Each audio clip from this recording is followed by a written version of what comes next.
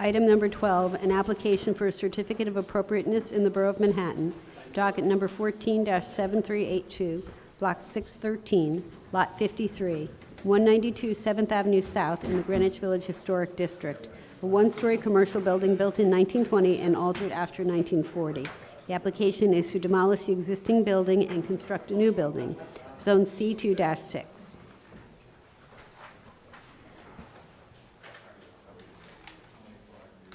Good afternoon, Commissioners. Timothy Shaw, Preservation Staff.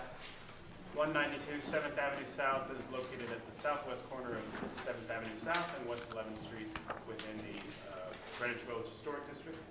The application is for the demolition of the existing one-story building here and for the construction of a new building. Cass Stackberg of Higgins Place Barton Partners will begin the presentation.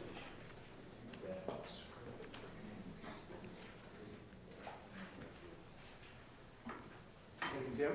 Good afternoon, Commissioners. Cass Stackberg, Higgins Place Barton Partners. I'm here with Ed Carroll of SRA Architects, who will take you through the design proposal, and as well our client, Jonathan Nakmani. As Tim said, the project site is on the corner of West 11th Street, seen here, and 7th Avenue South, shown here in this site plan and in the historic district map. It's in the Greenwich Village Historic District. Currently, it's a one-story taxpayer that largely dates to the 1940s. The proposal involves the demolition of the existing building and the construction of a new as-of-right 4- and 5-story residential building. And so we are presenting this sort of first in terms of existing conditions and the appropriateness of demolition, and then as well the design proposal.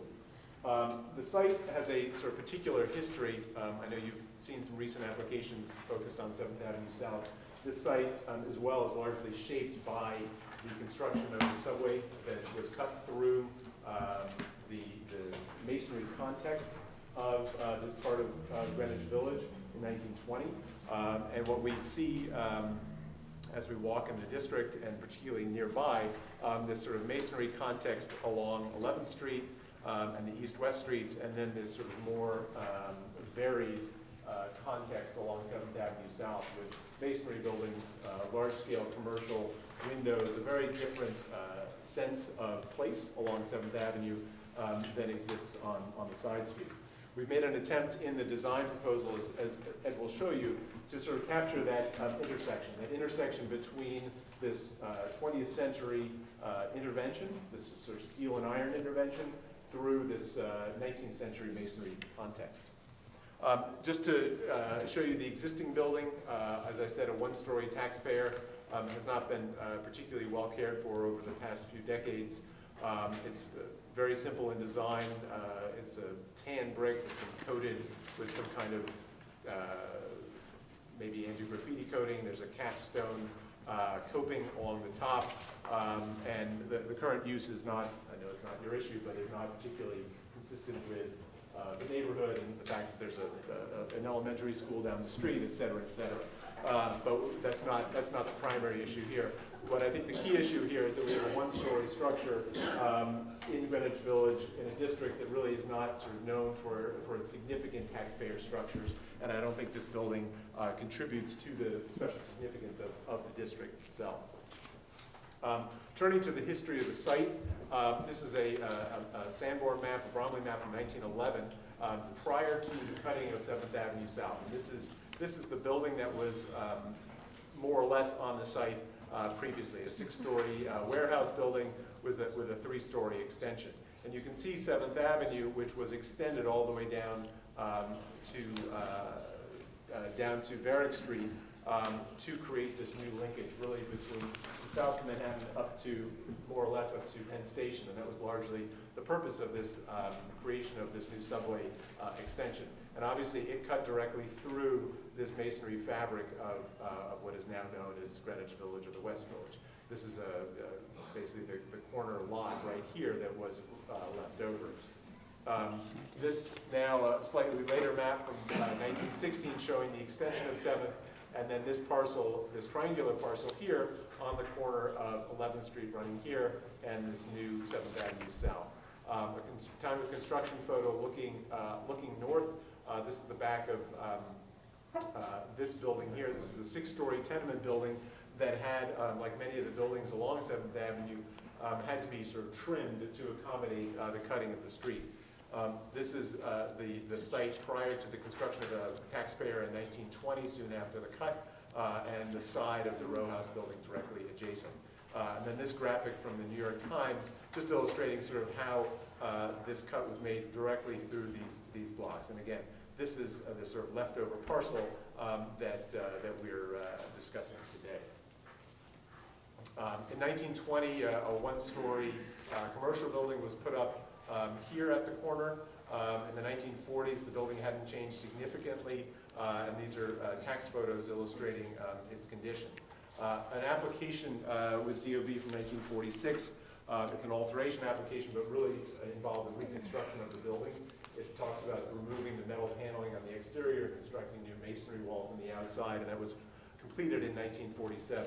This is a photo from your collection from roughly from 1969, illustrating this 1-story taxpayer that really dates to the 1940s, and then again in the 1980 tax photo. Really just to emphasize the scale of this building sort of being so diminutive in this context of 4- and 6-story structures seen elsewhere on 7th Avenue and along 11th Street. We looked at the way other similar buildings, these sort of taxpayer properties, have been regulated by the commission over time, both along 7th Avenue but also nearby in the district. This site here up on Greenwich Avenue and 12th Street here, this was a theater. Previously this was demolished, and the Equinox gym structure was constructed in its place. Along 7th Avenue, these sort of 1-story structures similar to our site at 192, replaced with other commercial buildings. This masonry and glass structure with a glazed roof that I understand is sort of being enlarged as well under a new application. Elsewhere down 7th Avenue, open lots and garage structures replaced with a limestone and commercial, large-scale commercial windows on the 1st and 2nd floors. This is a property on 6th Avenue. Similarly, though, sort of small-scale brick structures replaced with commercial buildings. I think one of the things to point out with this property, and as well going back with this property, is there's a lot of variety, particularly with the new construction, but also in the historic context along 7th Avenue. As these sites were infilled from the 1920s to the present, there's a great variety of masonry and glass and metal that have been used to infill these sort of leftover sites. This site slightly down the street on 7th Avenue from our project site, again, just to sort of emphasize the variety of styles and scales that have taken place in the context of these infill sites.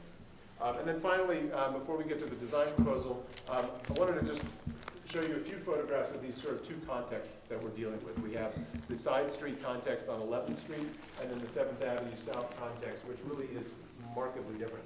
This is a series of photographs on 11th Street on Waverly in the immediate vicinity of the project site. And you see sort of a variety of particularly brick, some brownstone or stuccoed brownstone facades, but largely brick, some painted. This sort of smaller scale, some with studio window additions, either angled or sort of more rectilinear like this one here. But you see sort of that type of addition on the roof of these buildings. This building here, which is on Waverly and 11th Street, this is our project site down here at 7th. So up here, I also wanted to sort of point out the way that some of these buildings turn the corner, where historically this was a brownstone, it's been stuccoed subsequently and painted, but you had a masonry front and then a brick return, where you have these sort of multiple materials on a single building on corners. And then this building here, which is the 6-story tenement building that sort of backs up to our site.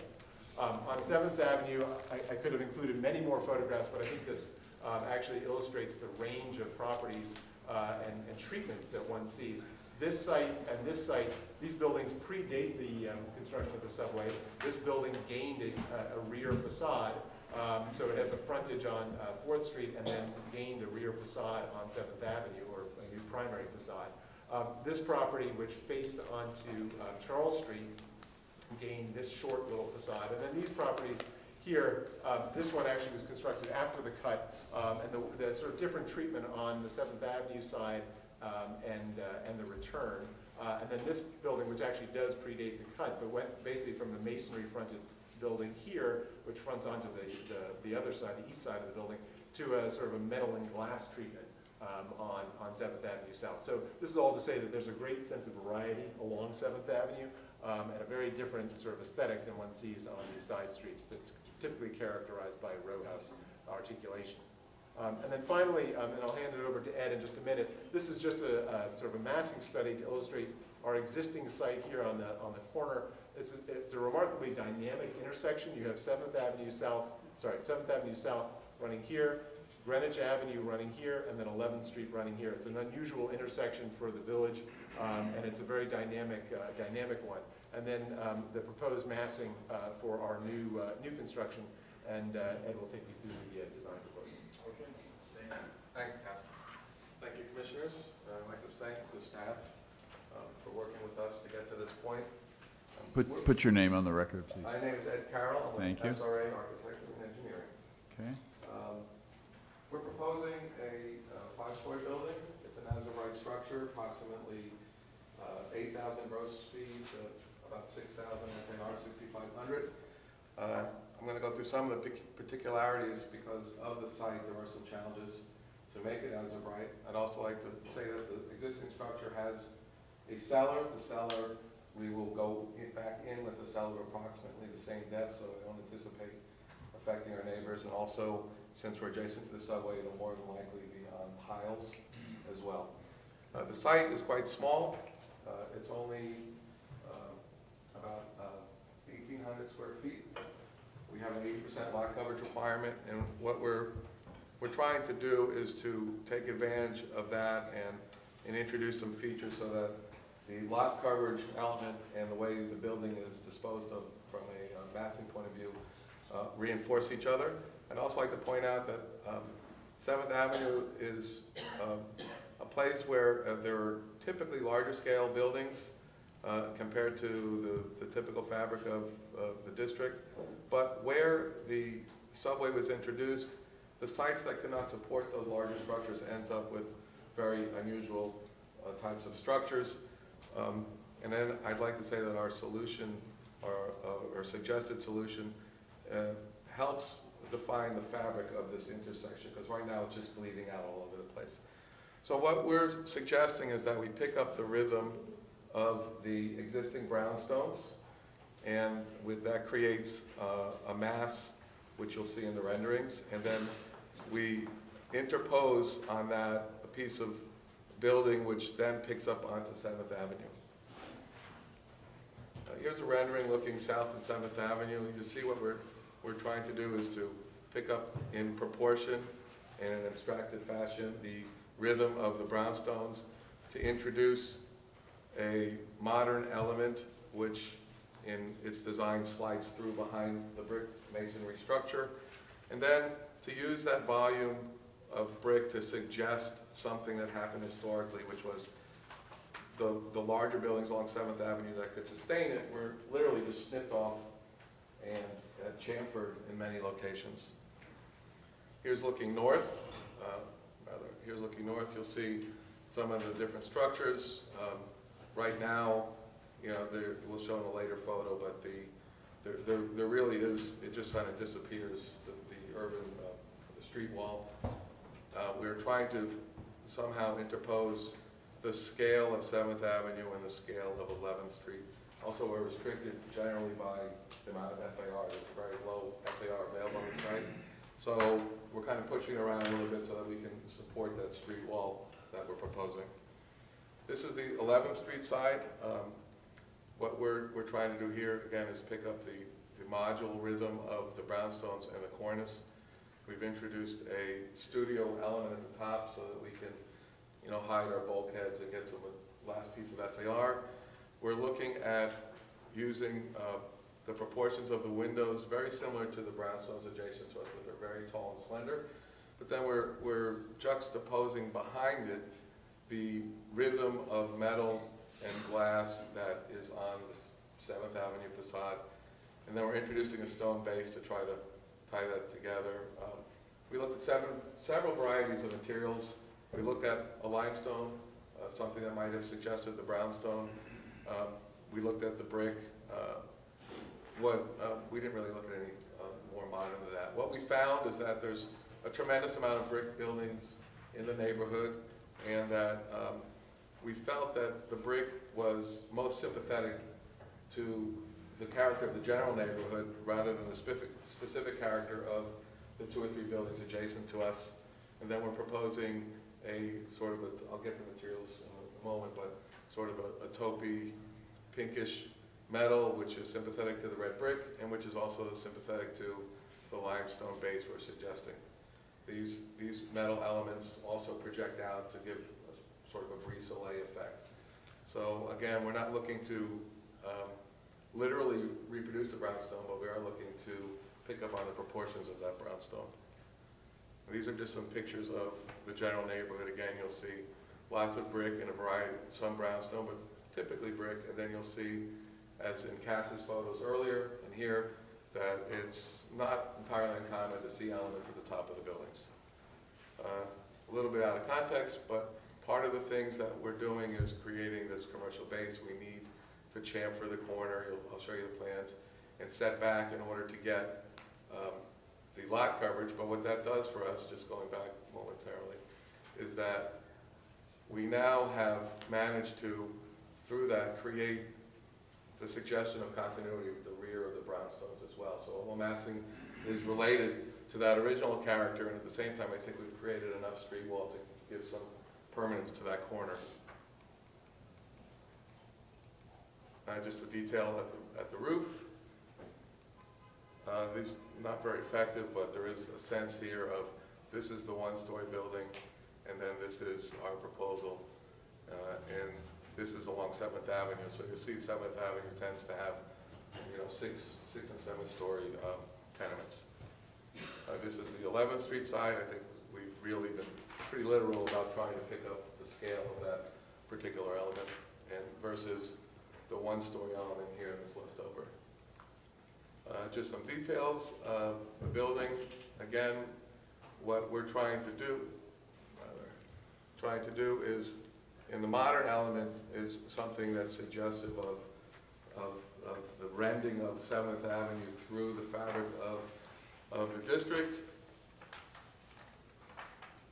and versus the masonry elements, which are very literally suggestive of the surrounding brownstone character of the district. And then, so that they're not a collision, what we're doing is introducing the elements of the metal and glass sliding behind the masonry structure facade, and also giving a suggestion that it's floating in front of the metal and glass. We've already integrated some of the practical features, for example, louvers and signage that we'd like to see on the building. And then these are just some examples of, so these are the other corners. We have the old St. Vincent's Hospital, we have the MTA something, I'm not quite sure.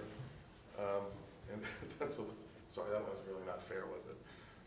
This is some plans. What you'll see in the plans is the 7th Avenue here. We're chamfering the corner, which is reflective of the original building, the residential entrance along 11th Street, and then as much retail as we can get. The building will either be full floor residences or single family residence at this point. Just one last thing, we're proposing red brick with that is not machine cut, so that we pick up some of the character of a more traditional brick. Your renderings show a kind of heather coloring. This is pretty straight. It's pretty even. That's where you're going. Yes. Which is, I think, reflective of the district in terms of the individual brick. They might vary from building to building. Clear glass will have, for energy purposes, a low E coating. Apologize for the size.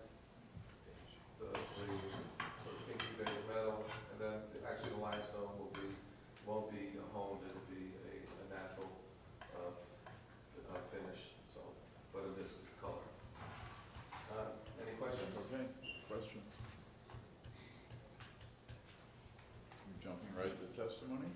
Anything else to add? Not right now, thank you, sir. Okay. You're going to testify? Corey Johnson, council member from the district. Welcome here, just right up to that podium and into the mic. Thank you, Mr. Chair. I'm Corey Johnson, council member from the 3rd Councilmanic District where this building is located. I'm not going to testify on the design or the merits today, except to say this initial thing I'm seeing is unacceptable to me, but I don't have much more to say beyond that. I just wanted to come today and say that in a short 3 months that I've been in office, but 8.5 years on a community board, typically applicants who are coming forward usually make by and large appointments with local elected officials to talk about the design as is going to move through the process. That has not happened in this situation, which is a little unnerving to me given its distinct placement in the district and the significant change that would occur here. So all I ask is that before LPC takes any action on this, which I know won't be for a little while, that you allow myself and the other elected officials to have some proper time to weigh in, because I do not believe that this design is likely going to be accepted. It wasn't accepted by the community board. I don't believe it's going to be accepted by the local elected officials or by the surrounding community. Thank you very much for your time, and I also want to say thank you all. We finally voted on the South Village today. It's very exciting, and thank all of you for making this happen. Thank you very much. And thank you as well for that important vote in your subcommittee today. Thank you. Thank you, Mr. Chair. Corey. Thank you. Okay, Amanda Davis.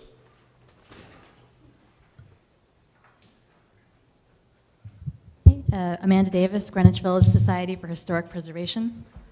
While our Preservation Committee finds that the scale of the proposed new building is appropriate for its surroundings, we believe that the overall design and materials need considerable reworking.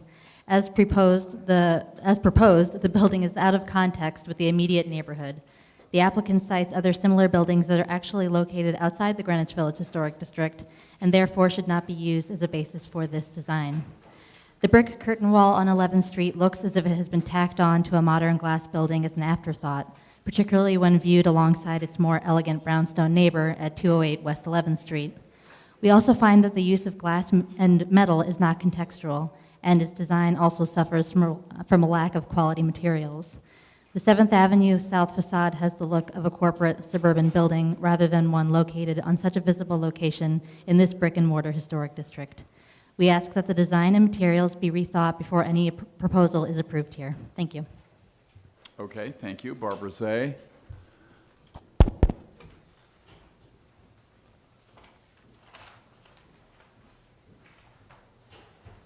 Barbara Zay of the Historic Districts Council. HDC does not object to the demolition of the plain one-story building currently at 192 7th Avenue South, and we find the scale and massing of the proposed replacement harmonious with its surroundings. The design of the new building, though, is in need of some more study. The brick facade of West 11th Street and the primarily glass facade of 7th Avenue South feel like two different buildings. More of an effort to knit the two together should be made. Thank you. Okay, thank you very much. Any other testimony? Okay, response to anything that's been said in the testimony, and then we'll go to comments. I think just to pick up on, particularly on that last comment about the sort of perceived distinctions between the two sides of the building, I think in large part actually that has been sort of an effort that we've made. This site in particular has really two different contexts, the 7th Avenue South context and the 11th Street context. And I think what Ed has done in sort of weaving these two elements, weaving this sort of frame of the steel context adjacent to the subway line behind the masonry context of the side streets, I think is actually quite inventive and responsive to this particular historic condition that has happened here on 7th Avenue South. We think that obviously the use of the building currently and its replacement is quite appropriate, in the replacement of the scale of a one-story building with a 4- and 5-story building. And so I think in regards to its scale, its detailing, as we've mentioned, and I think its inventiveness in terms of its construction and its materials on 7th Avenue. I think, as we said before, 7th Avenue, really there is no consistency, unlike the side streets. There is a masonry context on the side streets. 7th Avenue, in terms of its scale, material, and detail, is largely sort of all over the place. And I think we've responded to the project with a new building. It is contemporary for certain in its expression, but we think it's appropriate to this part of the district. Okay, thank you. Discussion. I'm glad you walked back in. All righty. Well, I think that now this qualifies as a bona fide New York City urban type. This is what, third, fourth, fifth of the well, Slice is an already used name in our business, but yeah, these triangular peripheral lots are proliferating, and they're pretty. It's interesting that they're all coming up now. It's kind of whatever. But I think it's interesting for the applicant as well, because I think as the story evolves of these sites, I think it gives an applicant lots to look at and lots to think about as to what works and what doesn't. It gives us lots to think about in that same way. And for me, I think this building has a lot going for it that's interesting and good, but I think it could benefit from further study. I think step by step. Is the existing building contributing to the district and meritorious of protection? I don't think so. So I think that the notion of putting a new building here is acceptable to me. Massing. I think that the massing has been is cleverly done and is well within the norms of the district and of this particular block. And so I think that the massing per se is acceptable to me as appropriate. I would suggest, and I mean, as a concept, what I basically see here is that you have basically a brick townhouse building to which has been appended a glass box. The presence of a second brick facade kind of confuses that for me a bit as a kind of a geometrical diagram, and I think as you look at this view and and if you were to imagine being further north on 7th Avenue looking down at it, I personally don't find I find the second facade looks like it's stuck onto the building, whereas the first one, because of its volumetric extrusion and because of the north light, has a certain volumetric integrity that the second one lacks. So I would suggest that they re-examine that second facade, the more eastern facade of that's been tacked onto the glass box. That brings us to the glass box. Now, this glass box, for me, looks commercial. What makes a glass box commercial? What makes one not? I mean, we see plenty of glass boxes that are used for residential buildings. I'm not exactly sure, but I think part of it has to do with the regularity of it, the proportions of it, the fact that you're going to have like a significant stripe of spandrel glass under every stripe of metal, which will further kind of make it regular and commercial. I think there's something about residential buildings, even when they're all glass, that has a different scale and a different set of details and proportions that this building would benefit from. If you're going to be increasing the amount of glass, as I'm suggesting that you do, I think that you might want to take back from that by looking at giving this design more specificity, more something that makes it less generic, more residential, softer, more appropriate to this very residentially dominant district. And I don't have specific suggestions as to how to do that. One could imagine from either introducing some aspect of brick within this gridding or other materials. I really don't know, but certainly the quantity of glass could afford to be reduced and still have the contrast you want between the triangular piece and the brick piece. Lastly, I would ask you to look at the details and the particulars of the brownstone building, or the townhouse building as I'm calling it. You have a row of very rigidly similar buildings to your west. I think that it wouldn't, I think it would lock in better if you adjusted the proportions of the top of your brick building to pick up that line directly. It just feels, I think that the north light's fine, but I think it would feel stronger and feel better connected to the block if that line raised up. And just look at the details of the brick. It looks like it's kind of neither, it looks undercooked to me, the detailing.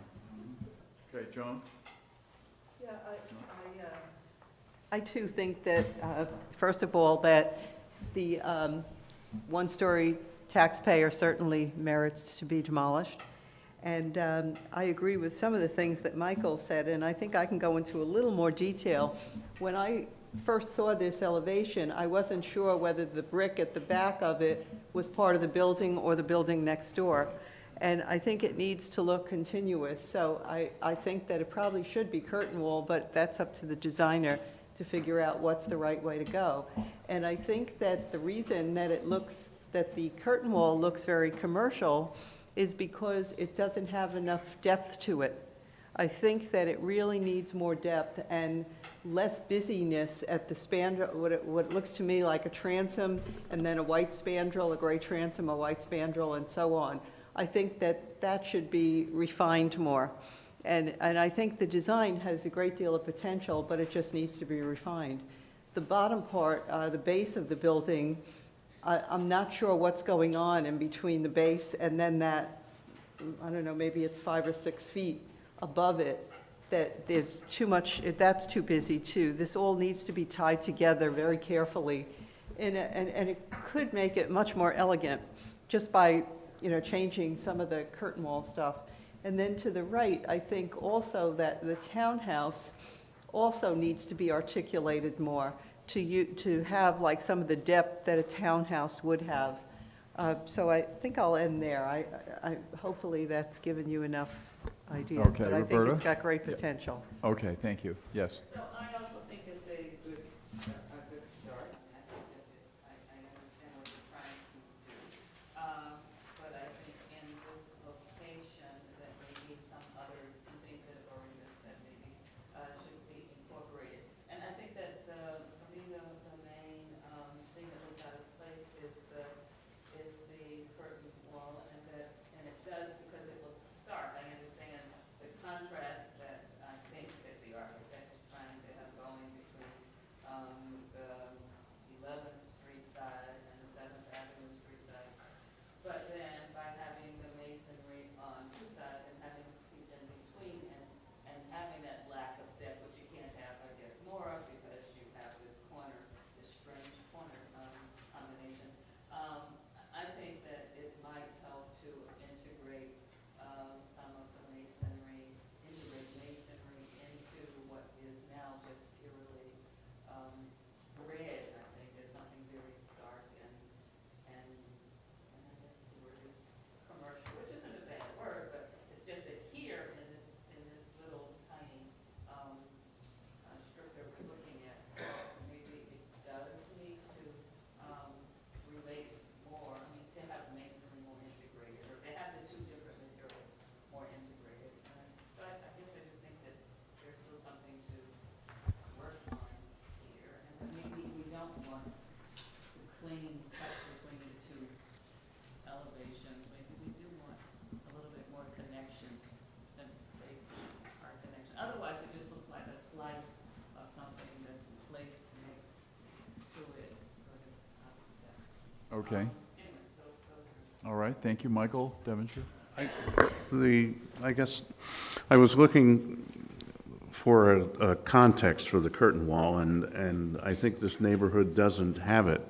And I don't necessarily find that objectionable, but what I guess, following Commissioner Goldblum's idea and Joan as well, it's the lack of articulation in this curtain wall that I find less than successful. And as you turn the corner, we come on the brick facade, which also, because of a lack of richness, just seems like kind of a cheapening out of the effort. And so for me, what would enrich this entire venture would be additional articulation. And at the base, there seems to be, at the bulkhead level, there seems to be another sort of undefined element. I'm not sure whether that's stone or whether it's brick or what it is, but I would need to know more about that. I need a stronger base on this building. I concur with these comments. I think that the building that is present there is easily, we can approve the demolition of it. And I think that given the constraints of the site, the massing that you propose is acceptable. But the articulation of the glass wall and also the townhouse need to be improved. Yeah, I also concur with many of the comments so far.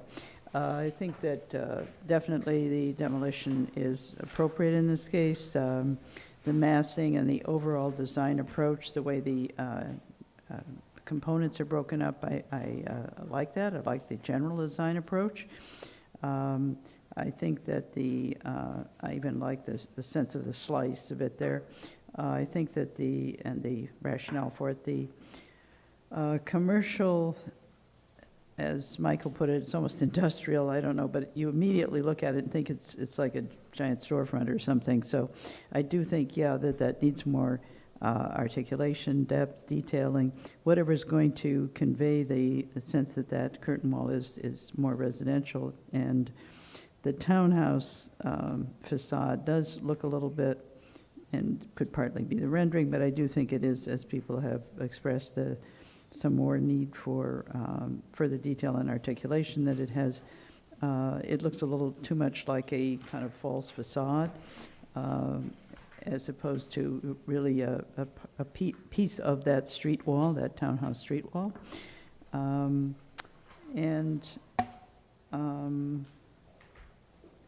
don't know, maybe I'm sort of trying to figure out myself where that last piece, the sort of one-story piece that's there might be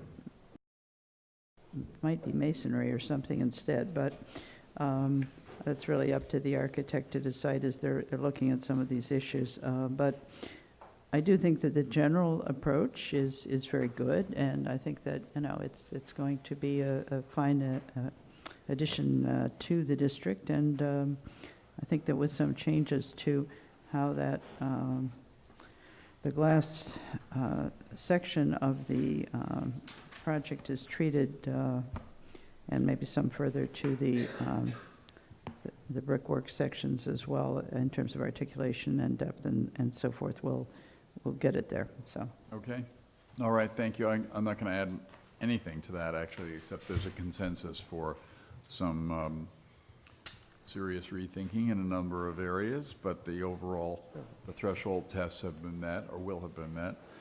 And one thing I'm not struggling with, but noticing, is that the rendering on page 18 shows the glass as significantly, I don't know, it's all, I guess, an optical thing, significantly different and less, for me, more Darker. Darker, yes, Yes. and therefore not as stark, and I think adds, and some of the texture that's been talked about here, the articulation seems to me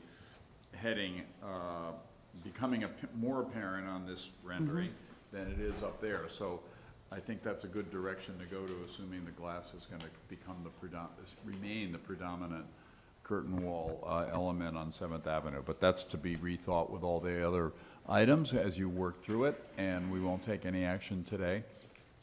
Good start, as has been said here, and close the hearing and motion in a second. Thank you. Good. Done.